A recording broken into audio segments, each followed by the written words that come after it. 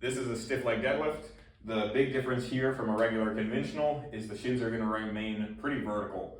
So a regular conventional would be about here. The stiff leg is going to look more like this. And then as a result of being in that more bent over position, you're going to have more stress on the hamstrings and glutes, as well as more demand to maintain this trunk position. So in terms of performing the movements, it all changes from how you get down to the bar. You can have a slight intentional upper back round on the stiff legs if you want, or you can stay fairly neutral. Just don't try and extend. We want to be in one of these two positions instead. I would set my brace at the top personally. You don't necessarily have to, but I think it makes it easier. So I would go slight upper back round, set my brace, and then I'm trying to flex my quads and my hamstrings against each other to get my legs stiff. From there, I just reach my butt back in order to get down to the bar. If I run out of room there, then some of it comes from having to round through the upper back slightly.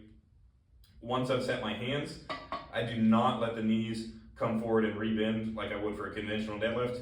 Instead, to wedge in, what you have to do is just think about trying to press your feet down into the floor to help pull the slack. You're going to need to keep your shoulders pulled down so that your lats stay on. And then from there, you're pushing down into the floor like a leg press while trying to push your hips forwards. So it should look like that. And then to lower it back down, you're just keeping that same stiff leg position, tension in the quads and hamstrings, and reaching your butt back. So it should look like this.